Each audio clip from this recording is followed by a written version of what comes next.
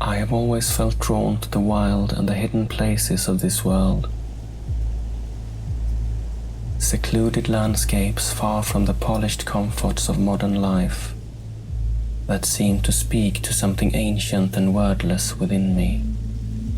Out there, in the forests, by the waters, among the marshes and the rolling hills, where the noise of traffic and the constant chatter of social feeds are gently silenced by the whisper of wind through the leaves, or the primal call of the cranes. It is as if the earth's own ancestral voice rises from the very roots of my mind. The forest especially has always held a deeper meaning for me. When I walk beneath the fading light of dusk, and the treetops above begin to sway with the autumn wind, I sometimes hear fragments of a story whispered, carried across the sky roads of the world from a place far away, perhaps farther than any of our maps will ever reach. At times, I sit down and try to capture a trace of what I've heard, in graphite on a scrap of paper, or in the quiet shape of letters in a notebook. Today I want to share a few lines with you about connection, a short passage from my novel in progress. It tells of Haeron, one of the lives around whom the tale I recount slowly coils. He is alone, deep in the wilderness, with his wolfhound at his side. Haeron lives with his family among the wild steads of Raunaval.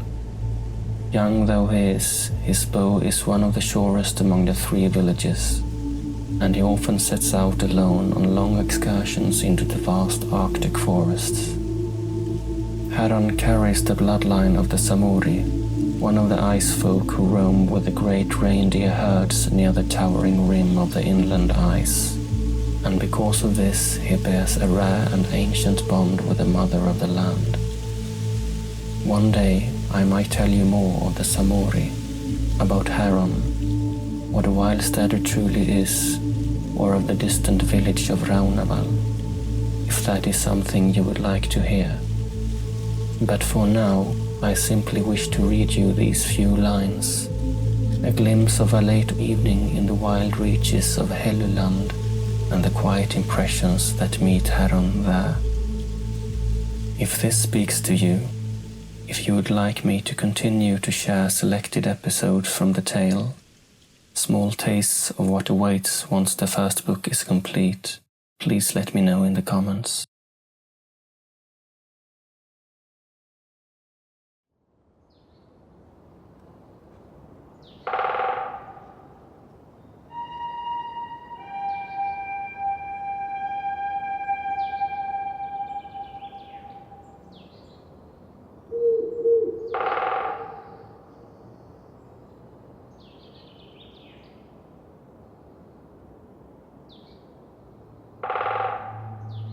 Mist drifted over the fractured island landscape in the long waters system, cleaving deep into the unbroken wilds, where Haeron hauled up his hide boat from the shallows during one of his longer journeys just before the spring flood, when the first southern wind had broken the ice.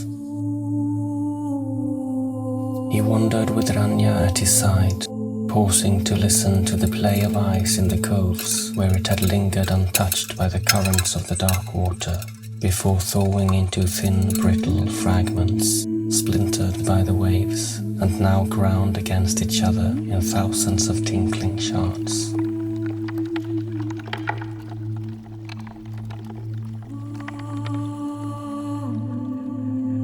He lifted his gaze towards 4 swans as he heard the rush of their wings, a powerful whisper above the treetops.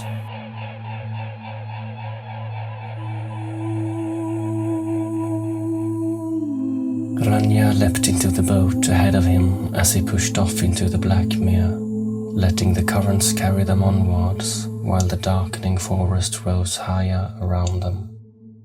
High above, the window to primal time ignited, where the star mist lay draped in swirling bands of light across the firmament.